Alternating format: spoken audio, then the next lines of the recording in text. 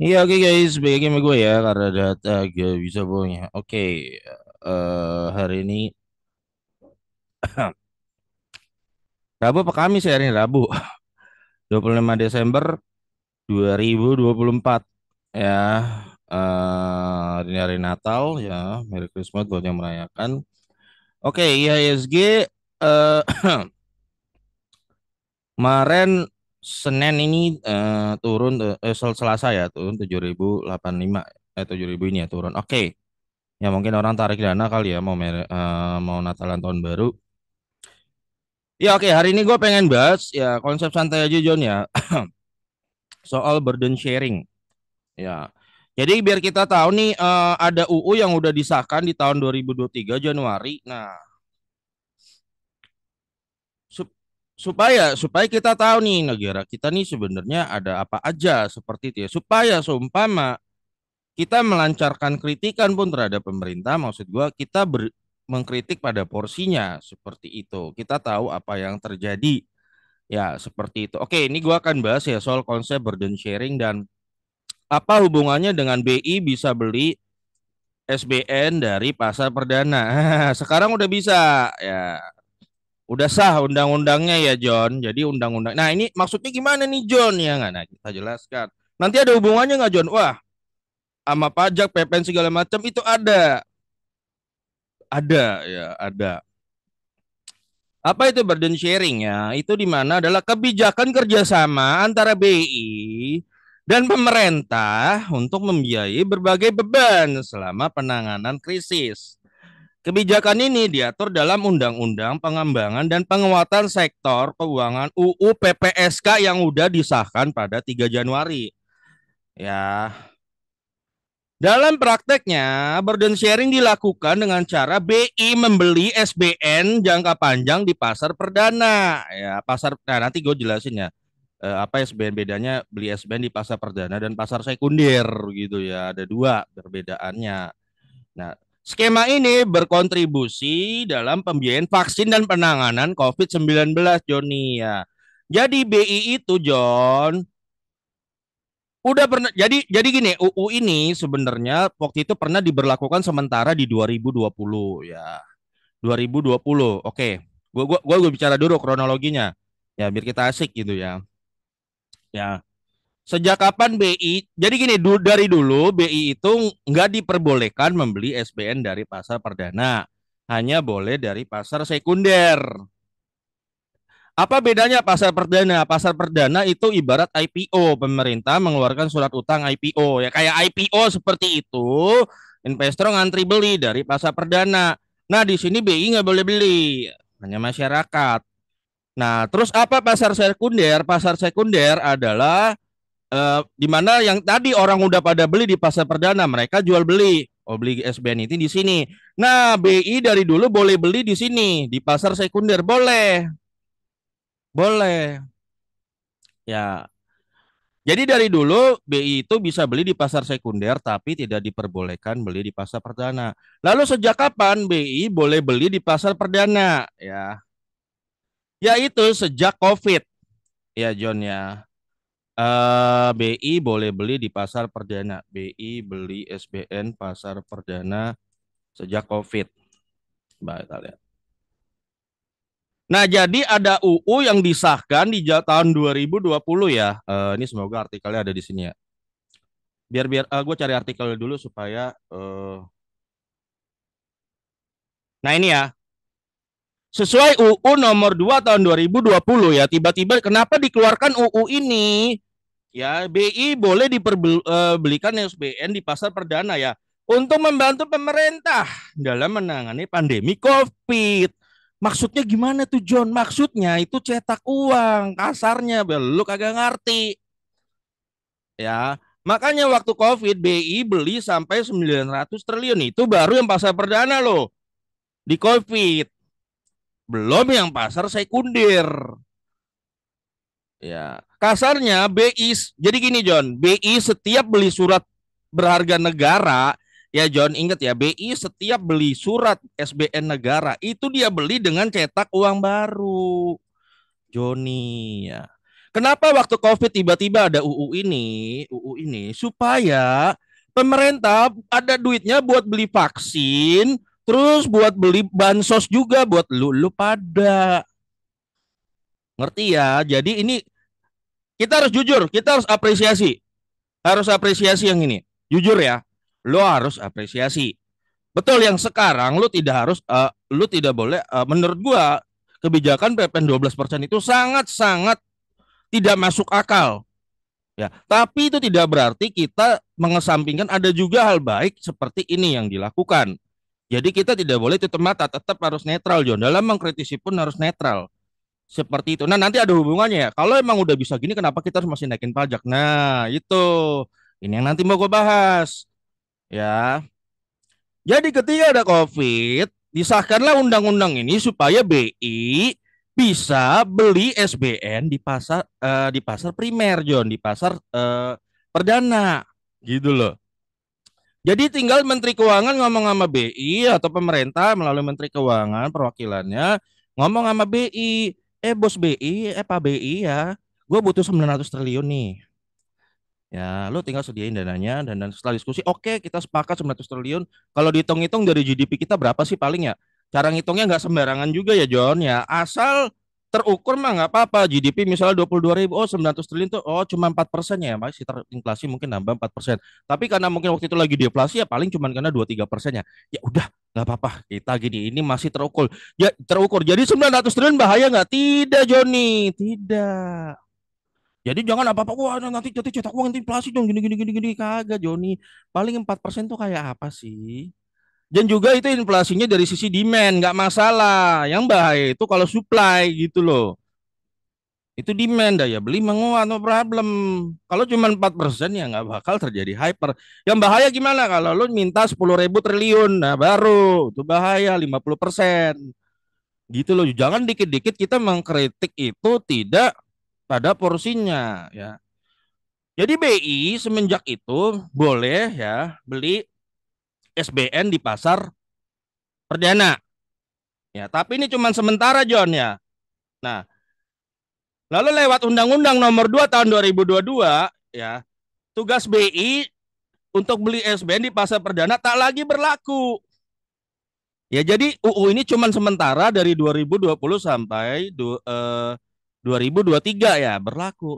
Namun diadakanlah rancangan RUU PPSK di mana di RUU PPSK ini BI sekarang bisa membeli lagi SBN di pasar perdana. Dan RUU ini sudah disahkan Joni ya, disahkan pada ini ya. RUU RUU PPSK ini sudah disahkan tunggu apa? Sudah disahkan di Januari 2023 Jon. Nah, ya. Lihat. Bentar dulu. Jadi ini sudah disahkan pada 3 Januari 2023. Ya, salah satu isinya adalah sekarang BI itu bisa membeli SBN dari pasar perdana. Bisa. Jadi udah bisa nih. Udah nggak sementara lagi nih UU-nya, udah bisa. Ya, nanti ngaruhnya di mana? Nah, ini penjelasan nanti kita masuk ke selanjutnya. Jadi udah bisa ya John BI ya, makanya. Jadi kasarnya gini John. Bisa nggak tiba-tiba pemerintah melalui Menteri Keuangan ngobrol sama BI. Ngobrol gini, Pak BI, gue mau nurunin PPN ke 10% gitu ya. Gue ingin mendongkrak daya beli. Gue ingin memajukan ekonomi rakyat Indonesia. Gue pengen turunin PPN dari 11 ke 10. Pak BI ya kan tahu kan kalau gue turunin ke 10% berarti gue kira-kira kehilangan pendapatan sekitar 70 sampai 80 triliun. Ya, tolonglah Pak BI yuk bisa kan? Tackle ini kan. Wah, Pak BI bilang bos BI siap. 80 triliun itu cuman berapa sih John? Dari 22 ribu ya elah coba ya 80 bagi 2.200 22 ribu. Paling lu cuma naik 0,3% John. Ya. Turun tuh PPN ke 10% Bi. Tambal dari mana? Tambal BI yang nambel. Tinggal terbitin SBN, BI yang makan. Kelar. Ngapain lu ribut-ribut hari ini? Ya gue lucu. Ya itu ya, makanya gue bilang gue lucu. Terus menerus dipaksakan PPN naik ke 11-12, cuman dapetin dana 70 triliun ya. Ya, contoh ini ya, berapa potensi pendapatan PPN 12%, ya. Itu cuman 70 triliun. Lu cuman demi 70 triliun, ya, lu ribut sama rakyat. Padahal undang-undangnya udah sah. Lu udah tinggal ngobrol sama BI. Pasti BI setuju. Nggak bakalan inflasi kemana-kemana. Nggak bakalan. Jadi bisa nggak tahun depannya lagi? Wah 2026. Wah gue pengen turunin PPN ke 9% nih. Bos BI ya. Pak BI ya. Ya kira-kira nambah lagi lah. 80 triliun lah. Jadi lu tackle ya dana-dana minusnya nggak apa-apa. Yang penting rakyat daya belinya kuat seperti itu. Wah BSBI paling juga tinggal bilang siap. Bisa nggak? Bisa, John. Oh, besoknya mau lagi. Oh, gue mau turunin lagi PPN 8%. Bos BI lo tambal aja bisa. Bisa. Bisa, John. Makanya hari ini lo dapat berita kan BI bakal guyur, sorry, bakal guyur Bank RI ya. Sorry. Bakal beli SBN di pasar sekunder dan perdana dah, perdana sekunder. Nih lah, ada baca berita baru deh. Nih, dia aja udah borong nih pasar perdana nih. Udah bisa Joni. Ya 62T ya. Nah, nanti tahun depan akan 150 triliun tuh. Kayaknya udah ketemu tuh ya. Nih, ya. Di pasar perdana sorry di 2000 nah ini ya. 2025 ya. Dan ini hasil pertemuan dengan Menteri Keuangan John, gue baca John. Ya, udah ketemu ini. Jadi makanya tercapailah kesepakatan bahwa BI akan tahun 2025 akan borong sorry, ini ya beritanya. Tunggu kita buka dulu. Ini hasil kesepakatan dengan Menteri Keuangan. Ya, tonton. Nih BI bakal borong SBN lebih dari 150 triliun di 2025 demi stabilkan rupiah ya. Nih operasi moneter 2025. Bisa ya. 150 kalau nggak salah 60 triliunnya dia beli nanti dari pasar primer, pasar perdana gitu ya. Dan 100 T-nya itu dia beli dari pasar sekunder. Ya, sekunder dan Menteri Keuangan nih. Kalau lo nggak percaya, BI Pasar Perdana dan Menteri Keuangan. Menteri Keuangan. Ya. Makanya lo di COVID tuh, oh, di COVID itu John 900 triliun lebih. Ya, lu makanya lu bisa dapat duit dari vaksin, dari bla bla bla, itu lu dapat dari mana? Bisa. Ya, jadi jangan bilang nggak bisa gitu loh. Mana nih, pokoknya ini cuman boleh, gue baca di undang-undangnya kalau nggak salah, ya itu BI harus rapat dulu sama Menteri Keuangan. Jadi kalau lo lihat BI udah beli itu berarti sudah persetujuan dari Menteri Keuangan. John. Jadi, nah itu jadi gini John. Jadi jangan sampai kita terus menerus maaf ya kasarnya rakyat itu terus menerus dikasih narasi yang salah lah. Entah motivasinya apa seolah-olah kita ini negara kita dalam bahaya kekurangan uang. Ya, kalau sehingga gara-gara kita kekurangan uang untuk nambah utang bla bla bla bla, kita harus narik pajak. Itu kagak bener, Joni, kagak bener. Kagak bener. Kagak bener. Ya. Jadi saat ini dengan UU PPSK yang baru bisa Menteri Keuangan tinggal ketemu BI, ya ngobrol aja. Itu berapa?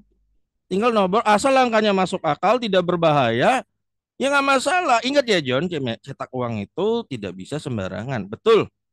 Tapi kan sembarangan tuh ada standarnya dong. Apakah ketika BI waktu di COVID cetak 900 triliun itu sembarangan ya? Enggak.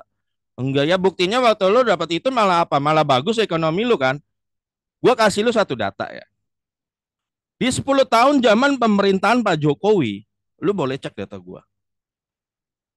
Satu momen berhasil GDP naik ke 5,7% pertama kalinya. Itu terjadi di tahun 2022 di saat adanya program ini. Ya, BI bisa beli SBN dari pasar perdana dan juga BI juga beli dari pasar sekunder dengan jumlah yang besar yaitu 900 triliun. Jadi waktu BI mengeluarkan ini yang terjadi peningkatan ekonomi yang dahsyat, John. Ya. Jadi gue sangat menurut gue ya UU PPSK ini merupakan UU yang menurut gue bagus. Ya meskipun ada kritik ya, ini kan ada yang kritik nih. Wah nanti BI ini jadi nggak netral gini gini gini gini ya. Eh kalau kalau pandang gue gini, ini kan UU yang bagus ya. Justru kan kita bertumbuh waktu waktu paling kenceng nih justru di zaman Pak Jokowi. Ini lucu loh John. Di zaman 10 tahunnya Pak Jokowi justru pernah tembus 5,7 terjadi pada saat COVID yaitu pada saat BI gelontorin 900 triliun lebih. Hancur nggak negara lu? Enggak, John. Malah itu ngebantu ekonomi lu. Malah pertumbuhan tertinggi. Yang gue sesalkan, kenapa nggak dari dulu-dulu? Gitu loh. Ya harus tunggu COVID dulu. Itu. Kenapa nggak kayak gini dari dulu-dulu? Lu harus tuh. Sekarang kan udah disahkan nih 1 Januari 2023. Bisa berarti bisa, John. Jadi nggak harus pikirin dari pajak. Enggak. Ya. Memang ada kritik. Ini kritiknya salah satunya ya. Dari anggota DPR ya. Mana nih ya? Tunggu, tunggu bentar, bentar. Ini judul berita. Bukan ini. Sorry. Ini ya. RUU PPSK, BI beli SBN di pasar perdana tanpa situasi krisis. Ya, dikritik. Ya. Skema burden sharing atau berbagi beban antara BI dan pemerintah direncanakan akan berlanjut untuk bisa diterapkan di Indonesia. Hal tersebut dilakukan oleh Komisi Anggota 9 DPR fraksi ya partainya lo lihat sendiri. Gue nggak mau tendensius ke partai ya. Pokoknya gue pribadi aja siapa ini ya lu bisa lihat sendiri. Ya, Anies menjelaskan bahwa dalam rancangan Undang-Undang PPSK ini tugas BI diperluas. Ya, bukan hanya berkewajiban dalam menjaga nilai tukar rupiah ya dan inflasi. Jadi sebelum ada UU PPSK ini tugas BI itu cuman menjaga nilai tukar rupiah dan inflasi. Itu aja. Tapi dengan UU PPSK maka ditambah untuk mendukung pertumbuhan ekonomi yang berkelanjutan. Ya, lewat cara apa yang tadi ya BI bisa beli di pasar primer ya SBN-nya. Dalam mendukung perekonomian yang berkelanjutan dimaksud salah satunya adalah di BI memperbolehkan membeli SBN di pasar perdana. Boleh John sekarang ya. Nah, waktu itu di tahun 2020 UU-nya nih, BI diperbolehkan untuk beli di SBN pasar perdana guna membantu pemerintah menangani pandemi COVID tuh John ya. Ya, pemulihan ekonomi. Lalu lewat UU nomor 2022 nih, BI sekarang hanya boleh beli SBN di pasar perdana tak lagi berlaku. Namun di RUU PPSK ini skema burden sharing itu berpotensi bisa diterapkan selamanya ya. Sekarang udah berlaku nih, udah bukan RUU John, ini kan udah lama. Udah bukan RUU ini udah berlaku. Udah berlaku sekarang. Ya. BI juga diberikan kesempatan membeli SBN di pasar perdana awalnya di Undang-Undang Nomor 2 hanya dalam krisis saja. Namun di RUU PPSK dimasukkan lagi ya. Ini kritik ya. Oke, kita akan bahas kritiknya John. Kita bahas kritiknya gitu kan. Masalahnya di mana, bahayanya di mana seperti itu. Ya kita bicara fair aja gitu loh ya.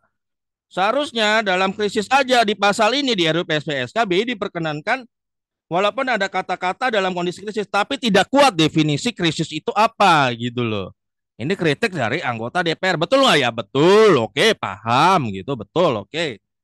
Dalam kesempatan yang sama, Direktur Eksekutif Institut bla bla bla bla bla oleh menjelaskan amanat B ditambah untuk meningkatkan pertumbuhan ekonomi sangat bertolak belakang dengan mandatnya sebagai otoritas moneter. Oke, jadi kritiknya mostly hanya berkisar pada itu ya. Wah, takutnya nanti BI tidak netral. Takutnya misalnya seperti ini, wah pemerintah minta sama BI, bos BI, gue nih pengen butuh Misalnya 1.500 triliun gitu kan. Ya, nanti lu siapin aja lah. Gimana tackle gua nanti keluarin SBN lu makan aja seperti itu. Nah, itu yang ditakutkan mungkin takutnya minta 10.000 triliun gitu loh. Takutnya nanti terjadi hiperinflasi. Jadi takutnya di situ Joni ya. Jadi ketakutannya kritik itu semua ketakutannya kalau terjadi hiperinflasi. Ya. Tapi gini John, kita jujur aja lah. Dari dulu BI kan juga bisa beli di pasar sekunder. Apa bedanya? Gitu loh. Apa bedanya? Nggak terlalu beda jauh, cuman caranya aja beda gitu. Goalnya tetap sama. Ketika BI beli SBN di pasar sekunder, dia juga create money, new money. Dia mau lo bilang dia katanya nggak cetak uang, tapi BI itu create money digitally. Secara digital, dia ketik aja di komputernya dia, teplet. Gua mau berapa? Kayak ini kan apa berita BI mau beli beli SBN di pasar sekunder. Ya, pasar sekunder 150 triliun, ini tinggal ketik aja tep. Udah. Ntar dia beli obligasi dari bank-bank itu SBN yang dipegang oleh bank-bank dia beli ya. Tujuannya bank-bank itu dapat duit, banknya udah cuan kan dibeli secara kapital kan dibeli di harga mahal udah BI. Lalu bank-bank itu kayak BRI, BCA itu dia salurin kredit murah. Karena dia udah cuan, kenapa dia berani pinjam 50 juta bunga 0%, 200 juta bunga 0%. Lu cuman bayar biaya admin 300 ribu gitu loh. Kenapa dia berani? Karena bank-bank itu udah cuan, udah dibeli sama BI. Terus BI dari mana duitnya Joni? Ya itu tadi ketik aja tak bisa. Nah karena sekarang lu udah tahu John bahwa BI itu sebenarnya secara undang-undang sudah boleh beli SBN di pasar primer. Nah apalagi pasar sekunder udah dari dulu gitu ya. Terus kenapa? Terus kenapa? Maaf ya. Kenapa kok cuman demi 70 triliun, lu harus capek-capek, maaf ya untuk maaf ya pemerintah harus capek-capek naikin PPN 12% yang harus ribut sama rakyat. Ya ampun Joni, padahal dia bisa nggak ketemu BI ngomong, "Tap, gue butuh 70 T." Bisa, bisa. Nah, makanya kalau ditanya, terus kenapa John ya pemerintah kok capek-capek? Nah, gue nggak tahu pasti kenapa ya John ya, tapi gue cuman bisa menduga-duga. Tentu nggak benar, nggak pasti 100% dugaan gue. Dugaan gue yang pertama, kemungkinan terlalu hati-hati.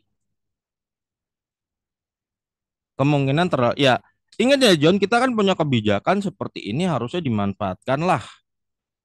Oh, jadi gini, lu harus paham dulu. Jadi bisa nggak kita dapat dana tanpa harus naikin pajak? Bisa. Jadi lu ingat bisa ya John ya, jangan bilang nggak bisa lagi gitu. Jadi kita kritiknya pada pemerintah porsinya tepat. Jadi kalau dibilang nggak bisa, salah. Bisa. Ya.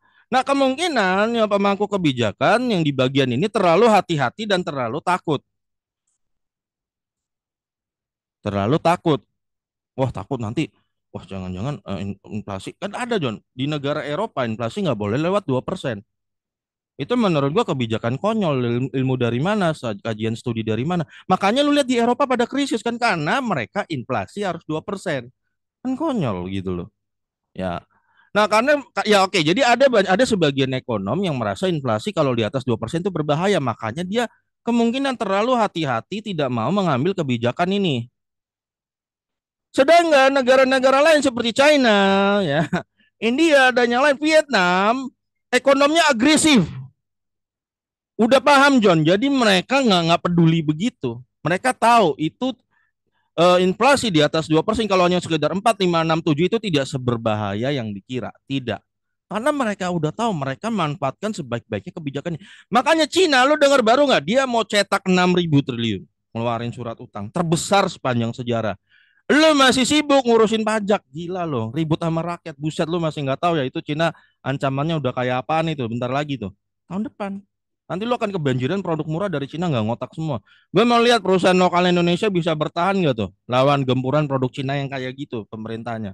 Yang ekonominya sangat agresif. Sedangkan lo masih terus melakukan sebuah pola-pola tradisional gitu loh, pemahaman tradisional yang lo pelajari dari bule Eropa, yang sekarang bule Eropa lagi kacau-kacau itu yang nggak bisa nanganin suku bunga The Fed gitu ya. Dan lo masih terus mempertahankan pemahaman lo yang tradisional gitu. Sedangkan ekonom kayak China, Jepang sekarang bahkan Jepang udah potong pajak gitu loh. udah potong pajak dan kasih stimulus 2.000 triliun buat rakyatnya, dan lo masih sibuk ngurusin PPN 12% dan lo masih sibuk barang-barang apa aja yang kena, buset dah Joni. Ya, nah itu ya Jon, ini pertama, ya dugaan pertama. Dugaan kedua ya karena gue nggak mungkin lah, gue nggak percaya pemangku kebijakan tuh nggak ngerti. Padahal dia sendiri yang sahin undang-undangnya kan. Dia bisa minta BI, Jon, bisa. Ya. Yang kedua, jangan-jangan PPN itu naik supaya kita bisa masuk. Ya contoh ya, kita bisa masuk OECD, ini dugaan aja gitu. Karena untuk masuk OECD ada syarat harus ada reformasi perpajakan. Nah, apakah ini kemungkinan yang kedua? Bisa jadi, John. Jadi kalau gue ngelihatnya antara satu atau dua, itu aja. Kalau gue ngelihatnya, kenapa dipaksa harus segitu? Kalau cuma masalah 70 triliun lu ribut sama rakyat, ya elah John, lu kan RUU lu udah sah. Jangankan 70 triliun John, lu cetak lagi 900 triliun zaman Covid itu bisa. Lu ribut cuma 70 triliun. Lu diketawain sama ekonom lu, lu diketawain dah sama menterinya Vietnam, keuangannya tuh lu diketawain. Sama menterinya Cina lu diketawain kalau lu cara nekelnya kayak gitu. Makanya menurut gua ini antara satu atau dua aja. Waktu itu kan kita pernah, bahaya nggak? Gua tanya, coba lu ingat-ingat lagi. Waktu itu BI itu cetak 900 triliun tuh. Itu belum yang lu hitung dari pasar sekunder, itu baru pasar primer. Pasar perdana. Bahaya nggak? Enggak kan? Malah malah waktu di bulan September 2022 atau Juni itu ekonomi kita GDP tembus 5,7, tertinggi zaman Pak Jokowi, tertinggi 5,7%, justru di saat COVID dan di saat BI melakukan membeli SBN di pasar perdana 900 triliun, dan itu belum ditambah kuantitatif easingnya dia segala macam, itu belum ditambah, malah ekonomi kuat di situ. Nah, yang ya oke, jadi gua kalau oke, jadi sudut pandang gua untuk UU yang ini, menurut gua ya meskipun orang kata orangnya katanya nggak netral lah nanti BI-nya seperti itu bla bla bla. Sekarang ini kan situasi krisis gitu. Kan tadi kan katanya kritikan anggota DPR nanti wah standar krisis nggak jelas. Sekarang kita sudah krisis gitu. Maksudnya udah dalam posisi cukup bahaya kalau nggak dikasih stimulus gitu ya. Deflasi udah sempet 5 bulan beruntun. Cina nanti mau ngadain stimulus 6.000 triliun loh nanti bentar lagi. Ya. Amerika juga seperti itu, yang lain. Dolar semakin menguat. Kalau tidak diadakan stimulus seperti ini ya, diadakan stimulus, nanti kita bakal makin hancur. Jadi justru jadi bahaya. Jadi menurut gua UU ini sangat fleksibel, yang udah disahkan, sangat fleksibel supaya ketika kita lagi susah gitu ya, BI bisa BI bisa bergerak untuk menstimulus ekonomi, ya, burden sharing dengan Menteri Keuangan. Nah, yang kita sesalkan sampai sekarang, maaf ya, yang di bagian fiskal ini terus menerus genjot pajak di tengah situasi lagi begini, tidak memperingan tugas BI seperti itu loh. Itu aja sih. Itu yang kita sesalkan Juni.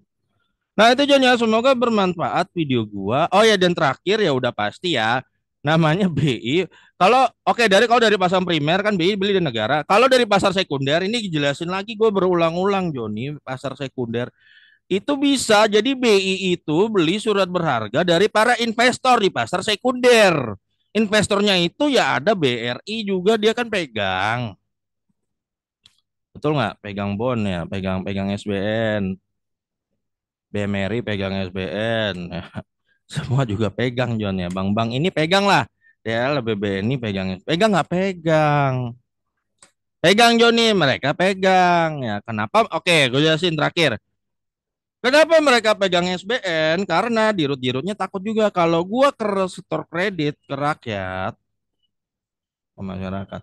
Takut duit nggak balik, apalagi ekonomi lagi begini ya, lebih baik gue beli aja SBN negara ya nggak, dengan yield berapa 6-7%, gue udah cuan ya.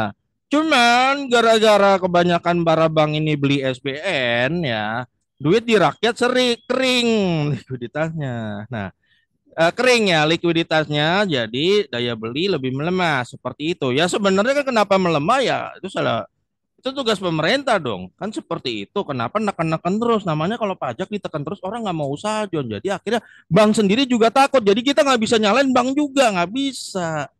Nah, supaya duit itu makin banyak beredarnya, BI mengelola BI, dia ketik aja gue mau berapa ya? 200 T. Mau mau mengadain operasi moneter 200 triliun di SBN.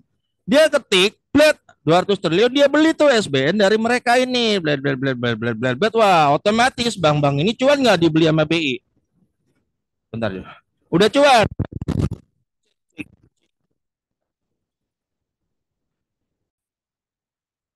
Ya, bank-bank ini udah cuan SBN-nya, mereka dibeli sama BI, udah cuan secara capital gain, gede capital gain-nya. Makanya setelah itu mereka bisa salurin kredit kredit ke rakyat dengan bunga murah. Misalnya 50 juta, 200 juta bunga 0%. Pasti lu pernah kan kartu kredit atau lu ditawarin gitu bunga 0% lu biar siapa yang nggak mau lu pinjam 50 juta cuman bayar 300 ribu biaya admin setahun. Siapa yang nggak mau? Ya. Jadi bank-bank ini akan berani menyalurkan kredit kepada masyarakat karena basically mereka udah cuan, John. Udah cuan. Ya, makanya banyak kredit murah yang diambil oleh masyarakat sehingga daya beli meningkat, duit beredar makin banyak, tidak ngendok di SBN, ngerti nggak?